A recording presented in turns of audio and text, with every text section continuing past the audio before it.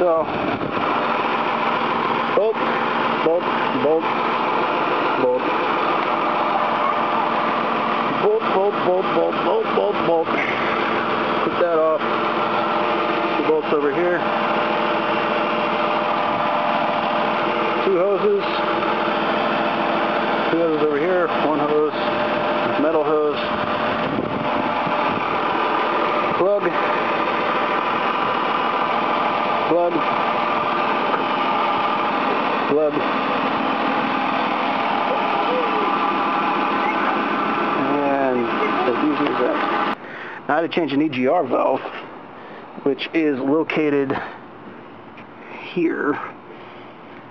This is the EGR valve. And just like everything else, you have to take apart the entire car. Like on most cars, oh, the EGR valves, it's right over here, and you just unbolt it. But no, this is actually behind the engine.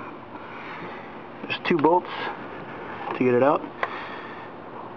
One here where my middle finger is, and one where my middle finger is now, which you can't really see. So you take those two bolts off.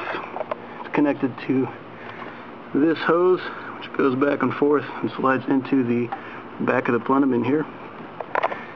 And that's held on by two bolts also on the EGR valve, one here, one on the other side. You can probably take the entire thing off. I ended up unbolting this because I didn't know really what I was looking at, so I unbolted it, took it out, took out the EGR valve. This right here, that comes off. Slide that back and pull it out, and that helped me get more access to it. This hose, you can just pull that right out, and so that's where the EGR valve is located. And really, if you're going to do this job, you need an entire day if you've never done this before.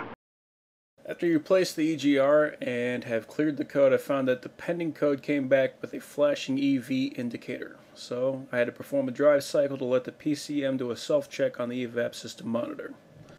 From what I know, this is a very specific stand on one leg and pat your head set of rules that you have to perform. Las Vegas has 4 Dodge dealerships, and they all gave different answers aside from bring your car in and we'll do it in 1 hour for $130. Chapman said you have to travel 50 miles at 50 miles per hour with no cruise control.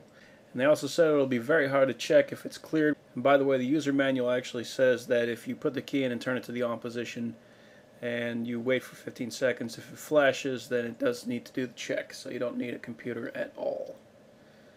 And that actually does work. Prestige said there is no documents on the drive cycle. We usually just go 50 to 55 miles per hour for 10 minutes and then drive around town for a bit, and that clears it. Sahara said check your service manual. Last but not least was Tobin. Up in the Northwest, they said go 40 miles at 45 to 60 miles per hour. You have to start with a 1/4 to 3/4 of a tank of gas. You have to do highway and city driving. You have to do it all at once without shutting off the key. I read a lot of posts on the internet about the drive cycle and found that it requires the car to be at an ambient temperature before you start, so you need to let the car sit overnight. I wanted to get done and over with the first time. I didn't want to waste a lot of gas. It takes $15 worth of gas to complete this thing. So I collected all the info I could and put it together and came up with this. The first thing I did was, well, I took their advice about the gas tank. I put my gas at just over half. I let the car sit overnight, and I turned the car on, started the car, let it idle for 5 minutes. I drove for 5 miles in town, just away from my house. I drove at approximately 25 to 30 miles per hour. And then I drove 5 miles back. I got on the highway and I drove for 50 to 55 miles per hour. I was aiming for 53 miles per hour. I drove for 20 miles. After that I got off, exited, and I turned around, got back on the highway. And I continued driving until I found a nice long wide shoulder. I then let off of the accelerator, got onto the shoulder, and I let it coast all the way down until the vehicle was idling. I stayed at the idle speed for 10 seconds, and then I accelerated back up to 50 miles per hour and merged onto the highway, drove back to the exit. Then I did some more in-town driving. I drove for another 5 miles out at 25 to 30 miles per hour, and 5 miles back. I then parked my car at the house and let it idle for another 5 minutes. Then shut the car off and let it sit for 10 minutes while it does its final checks on cooling down. And that did the trick. It cleared the flashing EV indicator, but I still had a pending P0404. I did some research and found out that this meant that the computer has previously seen this code and it will continue monitoring the EGR to see if the code appears again.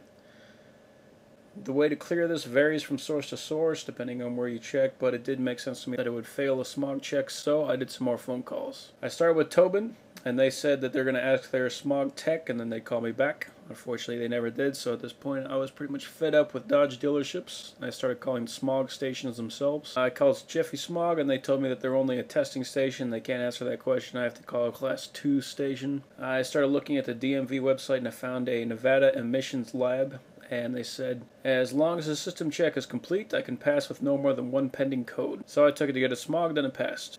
And that's it. Yep, alright.